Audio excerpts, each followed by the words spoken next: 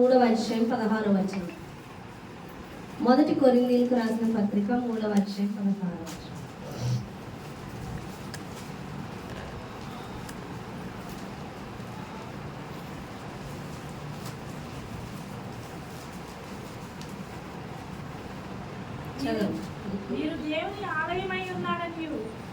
మీరు దేవుని ఆలయమై ఉన్నారనియు దేవుని ఆత్మ మీలో నివసించుచున్నాడనియు మీరు ఎరుగరా? హల్లెలూయా. మీరు దేవుని ఆలయమై ఉన్నారనియు దేవుని ఆత్మ మీలో నివసించుచున్నాడనియు మీరు ఎరుగరా? హల్లెలూయా.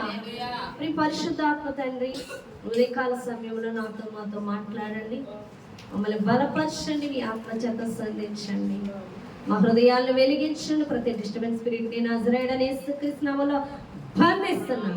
ఉత్తమమైన వాక్య ప్రతి ఒక్కరిలో నాలో నూరంతలుగా ఫలించినట్లుగా కృప చూపించమని యేసు నామములో అడుగుచున్నాము తండ్రి, ఆమేన్. హల్లెలూయా. దేవునికి మహిమ కలుగును గాక. హల్లెలూయా. చూడండి, మనం అందరము అంట దేవుని ఆలయమై ఉన్నామని మీరు ఎరుగరా అంటున్నారు. అంటే మనం ఎరగని స్థితిలో ఉన్నాము అని ఇక్కడ అర్థం. ఏ విధంగా అంటే చూడండి, ఎవరైతే యేసు ప్రభువారిని అంగీకరిస్తారో, స్వీకరిస్తారో సొంత రక్షకుడిగా, అది పరిశుద్ధమైన పాత్ర. అర్థమవుతుందా? అంగీకరించే వాళ్ళు ఎలా అంగీకరిస్తారు? ఆయన రక్తములో తమ పాపములు కడుక్కుంటారు. అవునా కాదా? ఎప్పుడైతే ఆయన అంగీకరిస్తారో అది పరిశుద్ధమైన పాత్ర, అందులో దేవుని ఆత్మ నివసిస్తుంది, పరిశుద్ధాత్మ. కాబట్టి యేసు ప్రభువారిని అంగీకరించి, యేసు ప్రభువారిని స్వీకరించి, ఆయనగా ప్రేమించి అంగీకరించి స్వీకరించిన వారిలో పరిశుద్ధాత్మ నివాసం ఉంటారు, ఆత్మ ఉంటారు, దేవుని ఆత్మ అందులో నివసిస్తారు. హల్లెలూయా. అంతేగాని యేసు ప్రభువారిని దగ్గరికి వచ్చేవాళ్ళు అందరూ ఏదో ఇహలోక సంబంధమైన ఆశీర్వాదాల కోసమనో, రోగాలు తగ్గడం కోసమనో, అద్భుతాలు చేసే వాటి కోసం, అద్భుతాలు చూసే వాటి కోసం, తమ కుటుంబ పరిస్థితులు మారడం కోసం మాత్రమే, అంటే వారి హృదయంలో ఏముందంటే ఇహలోక సంబంధమైన చింతతోనో, వేదనతోనో, బాధలతోనో, ఇబ్బందులతోనో ఆయన యొద్దకు వచ్చారు. అవి తీరుట మట్టిగే చూసుకుంటారు తప్ప యేసు అక్కర్లొద్దు. కానీ కేవలం యేసు కావాలని, యేసయ్యని ప్రేమించి ఆయన ఎందుకు వచ్చి ఉన్నాడు, దేని నిమిత్తం వచ్చి ఉన్నాడు గ్రహించిన వారై ఆయన స్వీకరించిన వారుగా ఉంటారో ఆ పాత్ర పరిశుద్ధమైంది. ఆ యొక్క శరీరము ఆయనకి నివాసముండు ఆలయమై ఉన్నది అని దేవుడు మాట్లాడుతున్నాడు. అర్థమవుతుందా? ఇక్కడ దాకా చెప్పింది. హల్లెలూయా. కానీ ఎవరైతే యేసుని అంగీకరిస్తారో వారి హృదయాలు ఆయనకు ఆలయమై ఉన్నాయి, వారి యొక్క శరీరాలు ఆయనకి ఆలయమై ఉన్నాయి. నీ ఆత్మ ఆయన ఒక గర్భగుడి అవుతుంది. హల్లెలూయా. అర్థమవుతుందా? అయితే ఆయన ఆత్మ మీలో ఉన్నాడని మీరు ఎరుగరా అంటున్నాడు. ఎప్పుడైతే దేవుని ఆత్మ నీలో ఉంటుందో దేవుని ఆత్మ కలిగిన వారి ప్రవర్తన వేరుగా ఉంటుంది, వారి జీవితాలు వేరుగా ఉంటాయి. వారు చేసే కార్యాలు చూసిన వారికి నీవు దేవుని ఆత్మచేత నింపబడిన వ్యక్తివి, నీవు దేవుని సంబంధివి అనే విధంగా ఉంటాయి. హల్లెలూయా. వారి ఆలోచనలు ఎదుటివారు తిట్టే విధంగా ఉండదు, ఎదుటివారు బుద్ధిహీనులని అనిపించుకునేలా ఉండదు. ఎలా ఉంటుందంటే వారు జ్ఞానుల వలె కనబడతారు. అదేవిధంగా వారిని ఉన్నత స్థానానికి దేవుడు తీసుకెళ్తాడు. దేవుని ఆత్మచేత నడిపించే వారి ప్రవర్తన, మాటలు, జ్ఞానం అన్నీ కూడా ప్రత్యేకంగా ఉంటాయి. అర్థమవుతుందా? సామెతలు చూద్దామండి. సామెతలు 1వ అధ్యాయం చూద్దాం.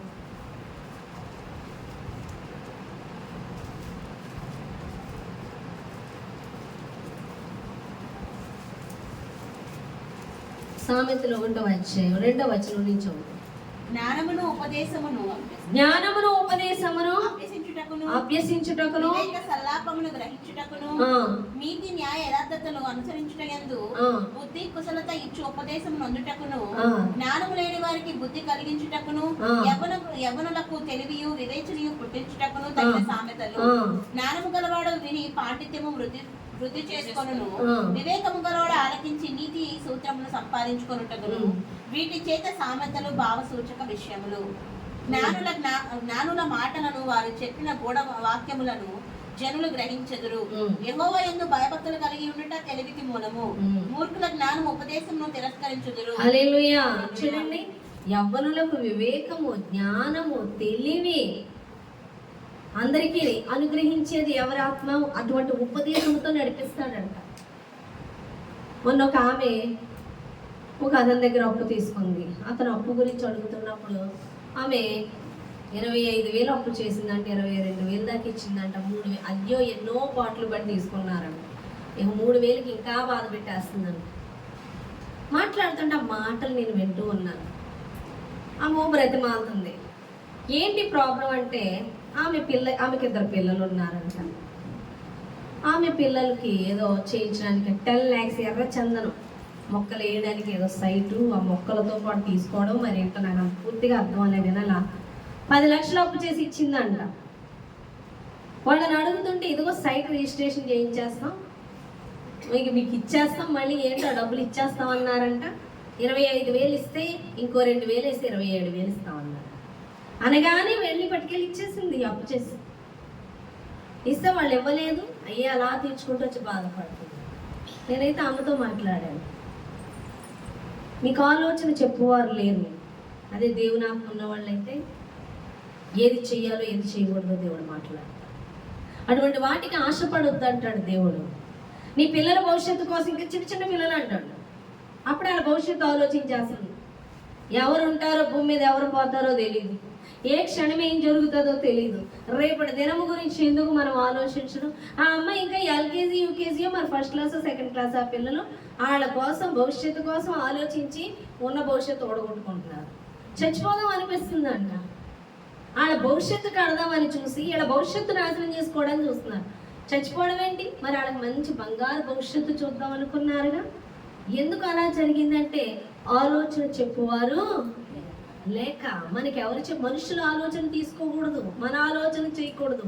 ఎవరి ఆలోచన చేయాలి? యెహోవా ఆలోచనే స్థిరమైంది. ఆలోచన ఇచ్చేవాడు ఆయన కాబట్టి నెరవేర్చేవాడు కూడా ఆయనే. అటువంటి ఉపదేశం ఎవరు చేస్తారు? జ్ఞానం ఇస్తాడు, ఎలా నడుచుకోవాలి, ఏది చెయ్యాలి, ఏది చేయకూడదు, ప్రతిదీ కూడా వివేచించే ఆత్మను మనకి ఇచ్చాడు దేవుడు. అర్థమవుతుందా మీకు? అది లేకే కదా వాళ్ళు అలాగైపోయారు. ఈరోజు అది ఉన్న దేవుని బిడ్డలో కూడా బయట వైపే చూస్తున్నారు. హల్లెలూయా. దేవుడు అంటున్నాడు, నీలో ఎవరున్నారో దేవుని ఆత్మ ఉన్నది. అది నువ్వు తెలుసుకుంటున్నావా? ఆ జ్ఞానం ఇచ్చే, ఆ బుద్ధినిచ్చే, ఆ వివేచనిచ్చే ఆత్మ నీలో ఉన్నదని, నీకు బలమునిచ్చే, నీకు శక్తినిచ్చే, ప్రతి పరిస్థితిని గురించి మాట్లాడే ఆత్మ నీలో ఉన్నదని నీకు తెలుసా? అది మెయిన్. అది గ్రహించట్లేదు ఎవరు. నాలో పరిశుద్ధాత్మ ఉంది, నాలో దేవుని ఆత్మ ఉంది. ఏది చెయ్యాలో ఏది చేయకూడదో వివేచించుటకు, జ్ఞానం ఇచ్చుటకు, నన్ను బలపరచుటకు ఆయన ఆత్మ ఉంది అని నువ్వు గ్రహించి ఆయన చెప్పే మాటలు వింటూ ఆ జ్ఞానముతో నడుచుకుంటూ ఆ యొక్క బలముతో నింపబడుతూ ప్రతి బలహీనత యందు నువ్వు ఆ బలపరచు మాటలు పరిశుద్ధాత్మ దేవుడు చెప్తుంటే వింటున్నావా? ముందు అది వివేచించమని దేవుడు మాట్లాడుతున్నాడు. ఎంతసేపు ప్రార్థన చేసేసేమో, వాక్యము చదివేసాము, బయట నుండి మనకి సహాయం వచ్చేయాలి, వాళ్ళ నుంచి వీళ్ళ నుంచి కాదు. నీలో పరిశుద్ధాత్మ దేవుడు ఉన్నాడు. నీలో పరిశుద్ధాత్మ దేవుడు చెప్పే మాటను విని ఆ ప్రకారం చేస్తున్నప్పుడు అది నిన్ను ప్రతి ఆశీర్వాదం వైపు నడిపిస్తుంది, నిన్ను జ్ఞానం వైపు నడిపిస్తుంది,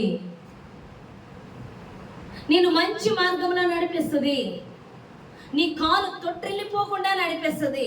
అందుకే నీకు ఉపదేశము చేస్తాను, జ్ఞానమును బుద్ధి కుశలత ఇచ్చు ఉపదేశము నేను చేస్తాను అని దేవుడు మాట్లాడుతున్నాడు. మనం వల్ల కాదు. ప్రార్థన చేస్తాం, దేవుని ఆత్మచేత నింపబడిన బయట నుంచి ఏమన్నా సాయం వస్తుంది. ప్రభు ఈ సహాయించి పరిశుద్ధాత్మ దేవుడు నీలో ఉండే మాట్లాడుతున్నాడు.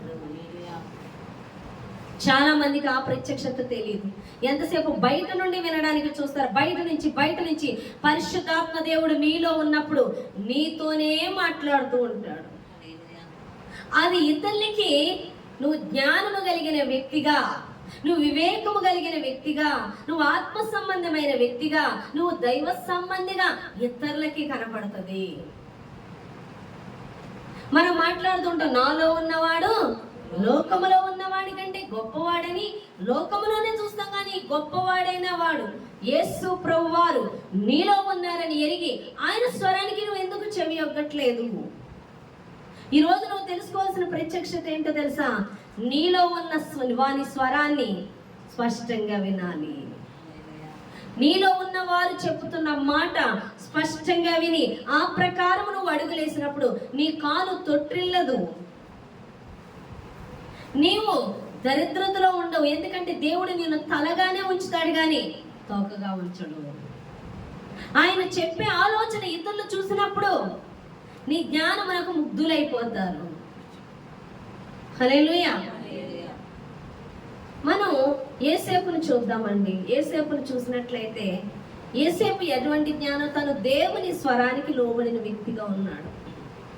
ఐగుప్తు దేశంలో కరువు వచ్చినప్పుడు, కరువు రాబోతుందన్న దానికి ఆ ఐగుప్తు రాజుకి దేవుడు కళ చూపిస్తాడు.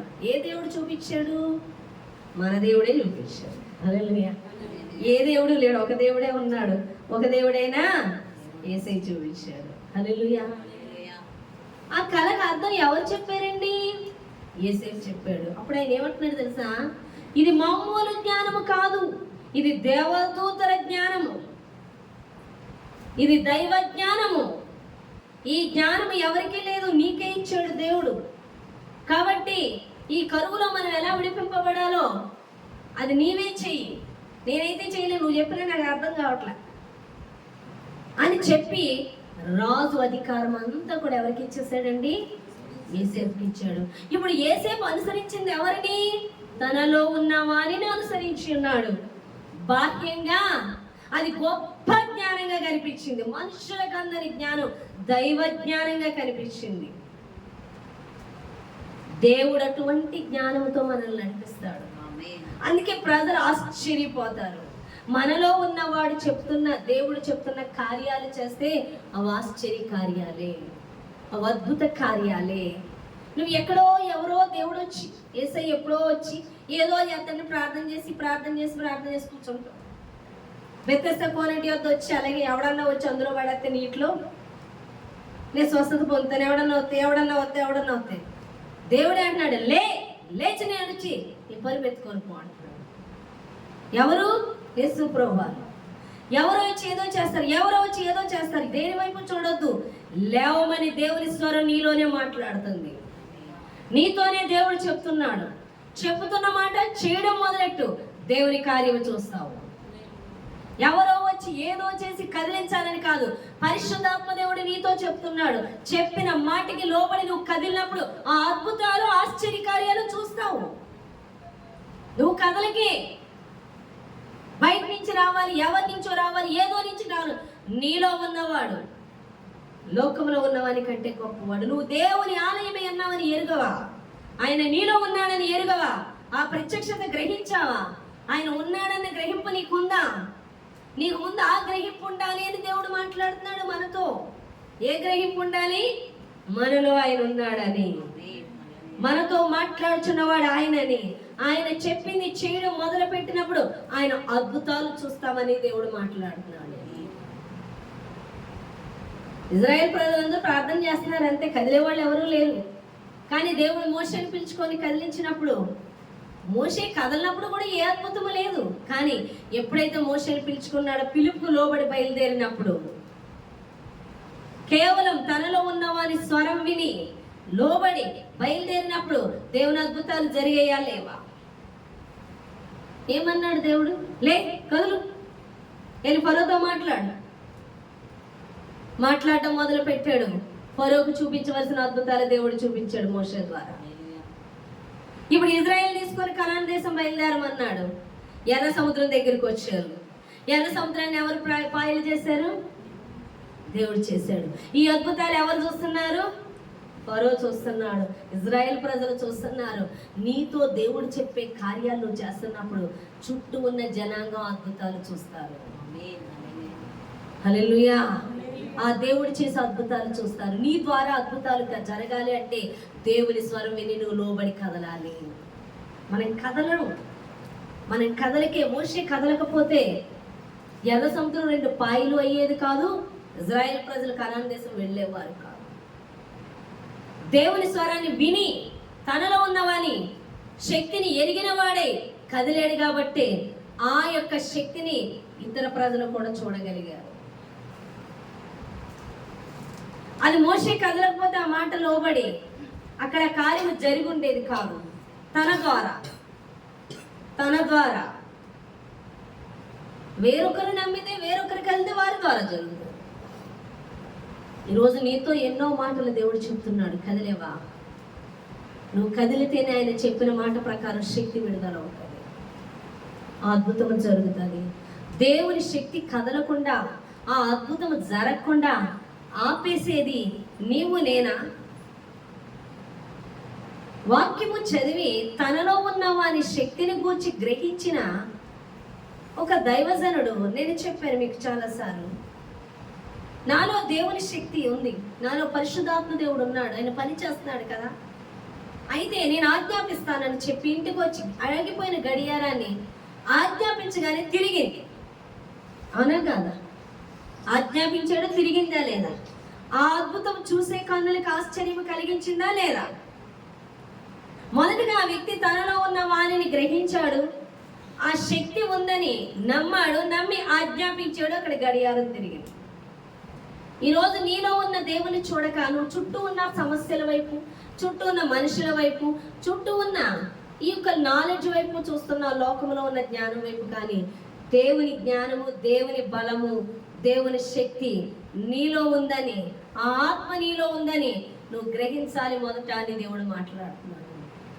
యెషయా గ్రంథం చూద్దాం. చూడండి, యెషయా 11వ అధ్యాయం 2వ వచనం.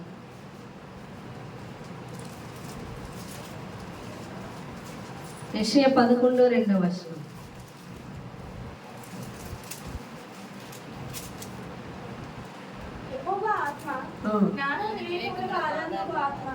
ఆలోచన బలములకు ఆధారముకు ఆత్మ, తెలివిని యెహోవా యందు భయభక్తులను పుట్టించే ఆత్మ అతని మీద నిలిచును. హల్లెలూయా. యెహోవా ఆత్మ జ్ఞాన వివేకములకు ఆధారముగా ఆత్మ, ఆలోచన బలములకు ఆధారముగా ఆత్మ, తెలివిని యెహోవా యెడల భయభక్తులు పుట్టించు ఆత్మ. హల్లెలూయా, హల్లెలూయా. చూడండి, ఎటువంటి ఆత్మ?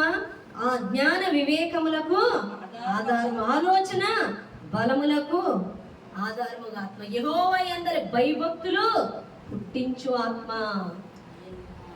ఎర్ర సముద్రం పాయలైతే తేలిగ్గా యెహోవాని ఆరాధన చేస్తారా? అంత అద్భుతం చూసేకేమవుద్ది? భయము కలుగుతుంది దేవుని ఎడల, వివేచన జ్ఞానం కలుగుతుంది. దేవుని గురించి తెలుసుకోవడమే వివేచన.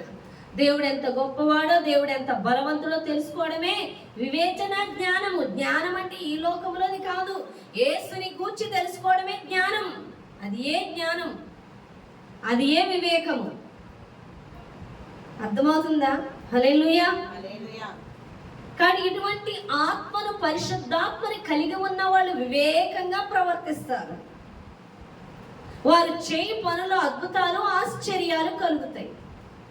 మీ ప్రార్థనలు బట్టి, సంఘం యొక్క ప్రార్థనలు బట్టి, మహాకృపను బట్టి మేము పిఠాపురం వెళ్ళినప్పుడు ఏజెన్సీ ప్రాంతంలో బలమైన కార్యం జరిగిందండి. అయితే అక్కడ పైడిపాలెం ఉంది, రెండోది ముక్కులూరు ఉంది. ముక్కులూరు మరీ ఏజెన్సీకి లోపలికి వెళ్ళిపోవాలి. ఇక సిగ్నల్స్ ఉండవు, సిగ్నల్స్ కట్, అడవిలోకి వెళ్ళిపోయినట్టే. తెలుసండి, అడవిలోకి వెళ్ళినప్పుడు మీరు ఏమన్నా ఊహించుకుంటున్నారా? నన్ను పూసలు తగిలించుకున్నట్లు, మ్యాచ్ పేరు బట్టలు వేసుకున్నట్టు. మనకన్నా బాగున్నారండి వాళ్ళు, తెలుసా మీకు? మనకన్నా బాగున్నారు వాళ్ళు, ఎంత అందంగా ఉన్నారు. మనమే అంతమంది అంతంత మాత్రం ఫోటో తీయవలసింది, మర్చిపోయాను, చూపించేది.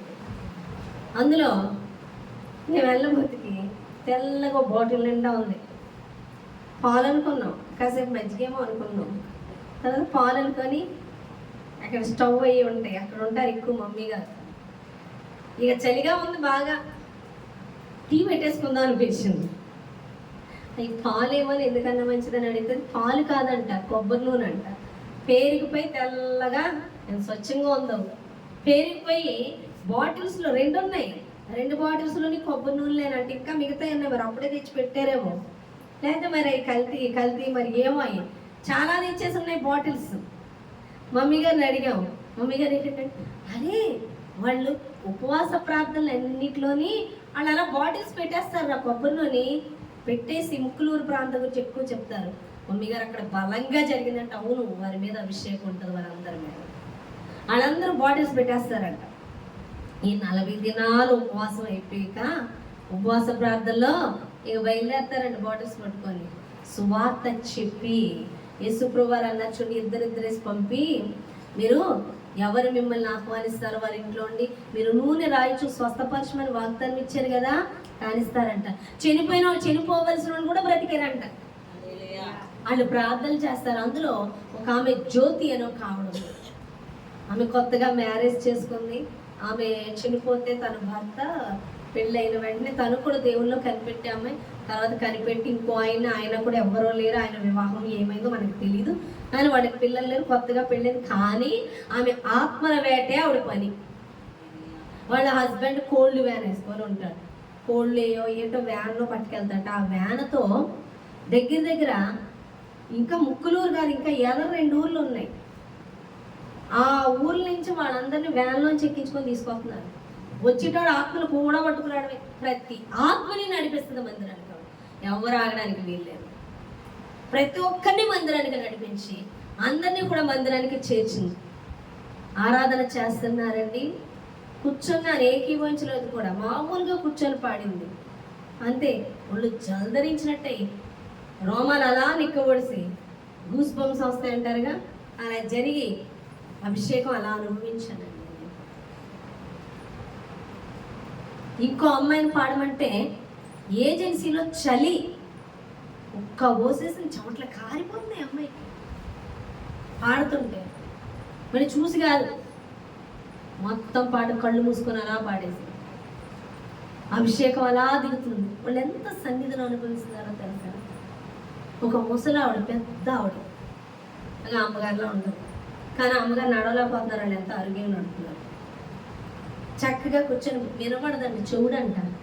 మైక్ పెద్ద సౌండ్ పెట్టించాక మైక్ దగ్గరికి వెళ్ళి ఇలా వింటుంది వాక్యం. చెవుడు అలా కూర్చొని వినొచ్చు కదా, ఇలాగ చెవు పెట్టి వింటుంది వాక్యం. వాక్యాలు ఎంత శ్రద్ధ చూడండి. మేము ముసలి మీరు రాలేమమ్మా అంటున్నారు. కరెంట్ ఉంటుంది అక్కడ, ఇంతే దారి, ఒక్కొక్క గొయ్యి ఇంతంత లోతు ఉంది, ఒక్కొక్క దెబ్బ ఇంతంత ఎత్తుంది. వస్తారా చెప్పండి? మన వాళ్ళకి రోడ్లు బాగున్నా, కరెంట్లున్నా, ఎన్నో వంకలు. కానీ వాళ్ళు వచ్చేది ఎన్నదింటికో తెలుసా? 9ంటికి వస్తున్నారు, 8:30కి వస్తున్నారు. వచ్చి మేము 9:30కి వెళ్తే 9:30 వరకు ఆరాధన చేస్తున్నారు, పాటలు పాడుతున్నారు, ప్రార్థనలు చేస్తున్నారు. మేము వెళ్ళాక ఆరాధన అయ్యాక వాక్యం చెప్పబోతికి 10:30 అయింది తెలుసండి. 10:30కి బయలుదేరి ఆ చీకట్లో అడుగులోంచి వెళ్తున్నారు. మనమైతే దేవుడు వారి ప్రయాసను చూసి కూడా అభిషేకిస్తాడు. నువ్వెంతవరకు దేవుని కోసం అంగలారుస్తున్నావు కూడా దేవుడు చూస్తాడు. నిజంగా ముక్కులూరులో అందరూ ఎవరిని కూడా అభిషేకం లేదని చెప్పడానికి లేదు. రఫీ అనుకుందంట, వీళ్ళకేమీ తెలియదులే, వీళ్ళు లోనుకుంటారు అనుకుందంట. రఫియా చెప్తుంది వచ్చేటప్పుడు బండి మీద. మమ్మీ గారు ఆమె పాడుతుంటే వాళ్ళందరికీ చెమటలు పట్టేసాయి, అంత చలిలో అన్నది. పరిశుద్ధాత్ముడు ఎంత బలంగా అనుకోవచ్చు. ఒక్క ముక్క కూడా ఆమె చూడకుండా పాడింది మొత్తం పాట. మోకళ్ళేసి అలా పాడింది. మీరు చెప్పిన వాక్యం గ్రహించరేమో, లోతు కదా అనుకున్నా, కానీ ప్రార్థన ఎత్తిపెట్టి చేసింది ఆమె. ఎంత బలంగా ఉన్నారు. నేను ఆశ్చర్యపోయి ఇక్కడ సంగతులు మా క్లాస్లో అందరికీ చెప్పాను. మీరు అనుకుంటారేమో ట్రైబల్స్ ఏరియాలో మీరు అలా ఉంటారని, కానీ వాళ్ళు ఎంత బాగున్నారు, వాళ్ళు ఎంత బాగున్నారు. వాళ్ళు అలా లేరు, సిటీలో ఉన్నట్టుగా ఉన్నారు. వాళ్ళు మరీ ఫ్యాషన్గా మన మీద కొంచెం నీట్గా ఉన్నట్టున్నారు. చూసారు ఆడ ఆత్మదాహం, ఆశని దేవుడు చూస్తాడు. వాళ్ళకి పనులు ఉండవా? వాళ్ళకి ఎంత కష్టమో తెలుసా అంటే డబ్బుల విషయమే. కానీ దేవుడు అరణ్యంలో వాళ్ళని పోషించట్లేదా? నిజంగా అండి, వాళ్ళు వంటలు చేస్తున్నారండి. మమ్మీ గారి బాధ్యత చెప్తే ఆశ్చర్యపోయాను నేనైతే. ఎంత వాళ్ళ కమిట్మెంట్. మేము వెళ్ళబోతే ఇంత పాత్రతో అన్నం తెచ్చేది, అక్షయ పాత్రతో తెచ్చినట్టు. హల్లెలూయా. ఎంత పాత్రతో అన్నం, ఎంత కూర, ఎంత పప్పు, ఇన్ని అరటిపళ్ళు. ఆమె జ్యోతి వచ్చేటప్పుడు మరి మమ్మీ గారు ఫోన్ చేసి చెప్పడం లేట్ అయిందేమో, చపాతీలు చేయలేదంట. ఈ కావుని పిలుచుకొని లేపి ఎంత దొంతలు చపాతీలు వేసేసారండి. వీళ్ళు ఎన్ని తినడానికే అనుకున్నా. టపా టపా టపా చేసి పెట్టేశారు అక్కడ. అంతే.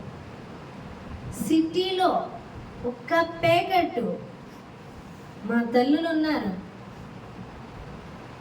చపాతీ అనమాట అంటే లేవు. వండాలక్క, 3 వండాలా, 4 వండాలా?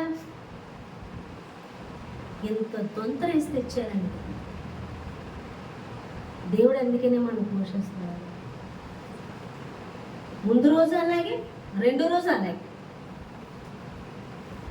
ఎంత సమృద్ధిగా తెచ్చారు. టపా టపా ఏజెన్సీ అండి అది. మన సిటీలో అన్నీ దొరుకుతాయి కదా. నేను చెప్పేది సిటీలో అన్నీ దొరుకుతాయి కదా. అవైలబుల్గా తెచ్చుకోగలుగుతున్నామా, తేగలుగుతున్నామా? ఏజెన్సీ. వాళ్ళు ఎంత డెడికేషన్ ఉందో చూడండి వాళ్ళలో. ఎంత గొప్ప డెడికేషన్ ఉందో సేవకులు అంటే. మమ్మీ గారు డాడీ గారు కాదు, మేము వెళ్తే మా కోసమే అలా చేశారంటే మమ్మీ గారు డాడీ గారిని ఎలా చూసుకుంటారు చూడండి. పెట్టిన ఫుడ్ హైలైట్ చేయట్లేదు, పెట్టే హృదయాన్ని హైలైట్ చేస్తున్నాను నేను. అర్థమవుతుందా? వాళ్ళు ఉన్న ఇదిని చెప్తున్నా నేను. వాళ్ళు సిటీ కాదు, ఒక ఏజెన్సీ. అంటే ఎంత ఆత్మ నడిపింపులో ఉన్నారో చూడండి వాళ్ళు. ఎంత మాట రానివ్వకుండా జ్ఞానం అందరిలోని కూడా. ఒక ఆరాధన విషయంలోనే కాదు, ఒక ప్రార్థన విషయంలోనే కాదు, ఒక నడిపింపు విషయంలోనే కాదు, వాళ్ళు రెడీ అయిన విధాన విషయంలోనే కాదు, ప్రార్థనకి అటెండ్ అయ్యే విషయంలో కాదు, ఆత్మలను తోడుకొచ్చే విషయంలోనే కాదు. చూడండి, వాళ్ళకి మమ్మీగా చెప్పలేదు, ఆయిల్స్ అక్కడ పెట్టుకొని ఉపవాస ప్రార్థనలు అవగానే బయలుదేరుతారంట సువార్తకి. చనిపోయిన వాళ్ళు కూడా అంత గొప్ప విశ్వాసం అండి. వారిలో ఉన్న దేవుణ్ణి వారు చూడగలుగుతున్నారు. ఈరోజు నువ్వు చూడగలుగుతున్నావా? నీలో ఉన్న దేవుని శక్తి చూడగలుగుతున్నావా? నీలో ఉన్న దేవుని స్వరాన్ని స్పష్టంగా వినగలుగుతున్నావా? ఆయన ఏం చెప్తున్నాడో చేయగలుగుతున్నావా? నిజంగా నీలో ఉన్నవాన్ని విని ఆయనకి లోబడి ఆయన స్వరాన్ని విన్నట్లయితే నువ్వు ఆయన చెప్పిన ప్రతి అడుగు వేస్తున్నప్పుడు అద్భుతాలే జరుగుతాయి, ఆశ్చర్యకార్యాలే జరుగుతాయి. ఎందుకంటే ఆయన బుద్ధిహీనత కలిగిన వాడు కాదు పిచ్చి మాటలు చెప్పడానికి. ఆయన చెప్పిన మాట నువ్వు అది సిద్ధపడగానే అది నెరవేర్చువాడై ఉన్నాడు. ఇజ్రాయేల్ ప్రజలు నడిపించమని చెప్పినప్పుడు లోబడినప్పుడు ఎర్ర సముద్రాన్ని పాయలు చేసేవాడిగా ఉన్నాడు. వాళ్ళలో ఉన్న దేవుణ్ణి, ఆ శక్తిని వాళ్ళు చూడగలిగారండి. అర్థమవుతుందా మీకు? హల్లెలూయా. చూడగలుగుతున్నారు. వాళ్ళు చాలా ఉత్సాహంగా ఉన్నారు. హెబ్రీ స్త్రీలు చురుకైన వారుగా ఉన్నారు అన్నట్లుగా పరిశుద్ధాత్మ దేవుని కలిగిన వారు చురుకైన వారుగా ఉన్నారు. చురుకుదనం ఉండాలి నీలో. దేవుని పనిలో, దేవుని సన్నిధికి వచ్చే విషయంలో, దేవుని పని చేసే విషయంలో చురుకుదనం ఉండాలి. దేవుని ఆత్మ వేరెత్తి చూపనివ్వదు. జ్ఞానము కలిగిన ఆత్మది. పరిచర్య ఎవరు చెప్తారండి? ఏ మనుషునికి తెలుసు పరిచర్య గురించి? ఏ టైంలో ఏది చేయాలో తెలియదు ఎవరికి. ప్రతిరోజు ఒక కొత్త అనుభవమే తీసుకుంటూ వెళ్తాడు దేవుడు. అది పరిశుద్ధాత్మ దేవుడు మాత్రమే చెప్పాలి. అది గ్రహించే మనస్సు, అది నమ్మి అడుగులు వేసే జ్ఞానము మనకు ఉండాలని దేవుడు మాట్లాడుతున్నాడు. ఆ ప్రత్యక్షత చూడగలగాలని దేవుడు మాట్లాడుతున్నాడు. ఆయన చెప్పినట్లు నడుచుకుంటూ వెళ్ళాలని దేవుడు మాట్లాడుతున్నాడు. ఈరోజు ఇదంతా నాకు చెడు, నాకు ఎప్పుడో అనుభవంతో వచ్చింది కాదు, ఇది నాకు తెలియదు. కానీ నాకు పరిశుద్ధాత్ముడు చెప్పినట్టు వెళ్ళిపోతూ ఉంటాను. హల్లెలూయా. నేను ఏదన్నా ఒక చిన్న చెప్పానంటే 10 సార్లు చెప్పాలి ఎవరికన్నా. మమ్మీ గారు అలా కాదు, పై చెప్పి వదిలేస్తారు నాకు. ఆమెలో ఉన్న ఆత్మే పరిశుద్ధాత్మ నాలో ఉన్నప్పుడు నేను వెంటనే కంటిన్యూ అయిపోతాను. పరిశుద్ధాత్మ దేవుడు నీలో ఉన్నప్పుడు చెప్పక్కర్లేదు. నాలో తలంపు పట్టగానే నీలో కూడా అదే పడుతుంది. నాకు దేవుడు ఏది ప్రేరేపిస్తాడో నీకు అదే ప్రేరేపిస్తాడు. నీవు చెప్పి నీకు చేస్తున్నానంటే ఆత్మలో ఉన్నావా నువ్వు ఆ నడిపింపులో, లేకపోతే మనుష్యాత్మతో నడుచుకుంటున్నావా అని దేవుడు మాట్లాడుతున్నాడు. నాలో భారాన్ని పెట్టినావు, నీకు చెప్పక్కర్లొద్దు, నేను ఆ భారం నువ్వు కూడా నాతో చెప్పగలుగుతావు. నేను చెప్పకముందే చిన్న హింట్ ఇవ్వగానే నువ్వు కంటిన్యూ అయిపోతావు. వాడు ఆత్మ నడిపింపులో ఉండాలి, నీలో ఉన్న వాడిని గ్రహించగలగాలి. ఆయన శక్తి, ఆయన బలము, ఆయన స్వరము, ఆయన యొక్క ప్రత్యక్షత చూడగలగాలని దేవుడు మాట్లాడుతున్నాడు. మీకు అర్థమవుతుందని నేను చెప్పే మాట. ఏం చూస్తున్నాం మనం? లోక మనుషులు చెప్పే మాటల, లోకంలో ఉన్న డెసిషన్సా, పరిశుద్ధాత్మ చెప్తున్న దేవుని మాట? నువ్వు లోకస్తులను చూసి ఫాలో అవ్వేవంటే దేవుని ఆత్మను మౌనం చేసేస్తున్నావు. దేవుడు నీలోకి వచ్చాడంటే అందరూ వేరు, నువ్వు వేరు. లోకం వెళ్ళినట్టు నువ్వు వెళ్ళవు, నువ్వు ప్రత్యేకంగా వెళ్తావు. చచ్చిన చేప ఏటిలో కొట్టుకుపోతుంది, బ్రతికిన చేప ఏటికి ఎదురీదుతుంది. చచ్చిన జనంతో కొట్టుకుపోవు. మృతులు పాతి పెట్టుకుంటారన్నాడు దేవుడు. వాళ్ళు ఆ పనులు చూసుకుంటారు, నువ్వు నన్ను వెంబడించు అంటున్నాడు దేవుడు. మృతులు పాతి పెట్టుకుంటారు, నువ్వు నన్ను వెంబడించు అంటున్నాడు. అంటే నువ్వు నా వెంబడించవలసింది ఎవరిని? యేసుని. నువ్వు మృతుల్ని కాదు. నువ్వు మృతులువా? అయితే మృతులు తేలిపో, మృతుల్ని ఫాలో అవ్వు, ఆత్మ లేని వాళ్ళని ఫాలో అవ్వు. నువ్వు ఆత్మ సంబంధివా? ఆయన వెంబడించు, అనగా ఆయన చెప్పింది చెయ్యి. ఆయన చెప్పింది చేసేవారు డిఫరెంట్గా ఉంటారు. డిఫరెంట్, వారి జీవితాల కార్యాలు డిఫరెంట్. మీరు బైబిల్లో తీసుకోండి, అందరూ ఒకలాగా ఉన్నారా? అబ్రహాం జీవిత విధానం చూడండి, అది దేవుని వెంబడింపు. మోషే చూడండి, అది దేవుని వెంబడింపు. యెహోషువని చూడండి, అది దేవుని వెంబడింపు. అందరూ ఒకే పాటలు వెళ్ళిపోయింది కాదు. ఇది ఆత్మను వెంబడిస్తే ఆ విధమైన నడిపింపు ఉంటుంది. నీలో ఆత్మ పెట్టిన వాడు నీకు ఒక పని అప్పగించడానికి ఆత్మను పెట్టి ఉన్నాడు, అభిషేకించి ఉన్నాడు. అదేంటో నువ్వు స్పష్టంగా వింటే నీ జీవితాల్లో అద్భుతాలు, ఆశ్చర్యాలు ఇతరులు చూస్తారు. ఆ నడిపింపు నువ్వు నడుస్తూ ఉన్నప్పుడు దేవుని ఆత్మని భూమి మీద సంచరింపచేస్తూ దేవుని మార్గాలు సరళపరచడానికి, దేవుని కార్యము జరిగించడానికి, దేవుని రాజ్యం కట్టడానికి దేవుడు ఉన్నాడు, దేవుడు ఈయనే అన్న విషయం బయలుపరచడానికి నువ్వు ఒక పాత్రగా వాడబడిన వ్యక్తులు. ఇస్తున్నావు ఆయన. అసలు నీలో ఉన్నవాడు, నాలో ఉన్నవాడు, లోకంలో ఉన్నవాని కంటే గొప్పవాడని చెప్పి నీలో ఉన్నవాడిని చూడక లోకాన్ని ఎందుకు చూస్తున్నావు? మనుషులు ఎందుకు చూస్తున్నావు? నీలో ఉన్నవాడిని నువ్వు గుర్తించు, నీలో ఉన్నవాడిని గ్రహించు, నీలో ఉన్నవాడిని ప్రత్యక్షత చూడు, ఆయన శక్తిని చూడు, ఆయన అద్భుతము చూడు, ఆయన ఆశ్చర్యము చూడు. నీలో పెట్టిన మామూలు ఆత్మ కాదని దేవుడు మాట్లాడుతున్నాడు. మనం నిజంగా ఆయన్ని చూడలేదు, మనల్ని చూసుకుంటున్నాం. మనం నిజంగా ఆయన చూడలేదు, బయట ఉన్న మనుషులతో మళ్ళీ పోల్చుకుంటున్నాం. నేను అది చేయలేనే, నేను ఇది చేయలేనే, నా వల్ల కాదే, నేను పనికిరాని, నేను వేస్టే అని ఎందుకు అనుకుంటున్నావు? అంటే నీలో ఉన్నవాడిని నువ్వు చూడట్లేదనేగా అర్థం.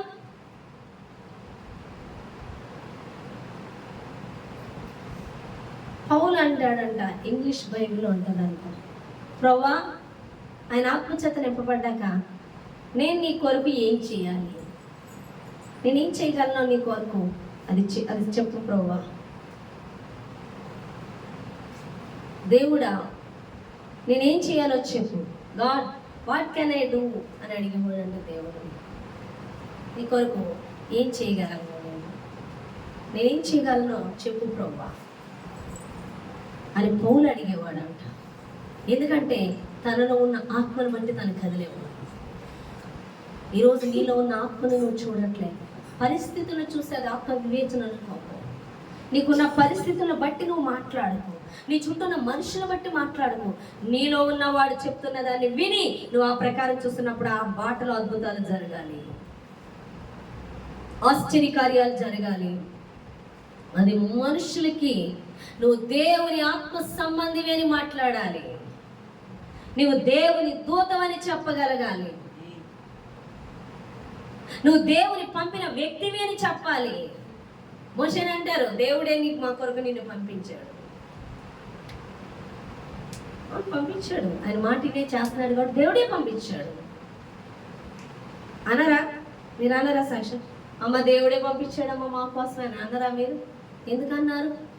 దేవుని అద్భుతం చూశారు కాబట్టి. హల్లెలూయా. ఈరోజు నీ ద్వారా నా ద్వారా దేవుడు కదలాలనుకుంటున్నాడు. కదలాలనుకున్న నీలో ఉన్న ఆయన చూడు. నువ్వు ఆత్మచేతను వేసి ఎప్పుడైతే అంగీకరించు, నువ్వు అద్భుతాల కోసం కాదు, ఆయనగా ప్రేమించి ఆయనగా నువ్వు కోరుకున్నప్పుడు ఆయన నీలో ఉన్నాడు. నువ్వు పరిశుద్ధమైన పాత్రగా మార్చబడినాడు. పరిశుద్ధాత్మ దేవుడు నీలో ఉన్నాడు. నీలో ఉన్న వాడిని గుర్తించగలగాలి. పొందుకున్నావు దేనికి? గుర్తిస్తున్నావా నీలో ఉన్నవాడిని? వింటున్నావా ఆయన స్వరాన్ని? చెప్పిన దానికి చేయడం అనే వెంబడింపు నీలో ఉందా?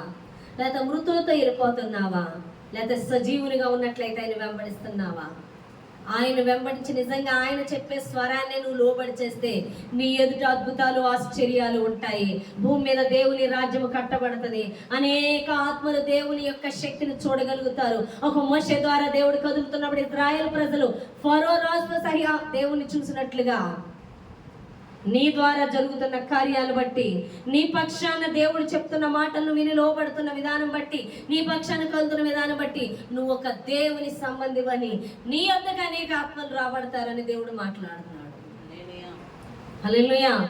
కాబట్టి పరిశుద్ధాత్మ దేవుడు చెప్పిన స్వరాన్ని నువ్వు విని లోబడాలి అని దేవుడు మాట్లాడుతున్నాడు. ఈ చిన్న మాటలు దేవుడు దీవించి ఆశీర్వదించును గాక. ఆమేన్. ప్రార్థన చేద్దామని వాక్యం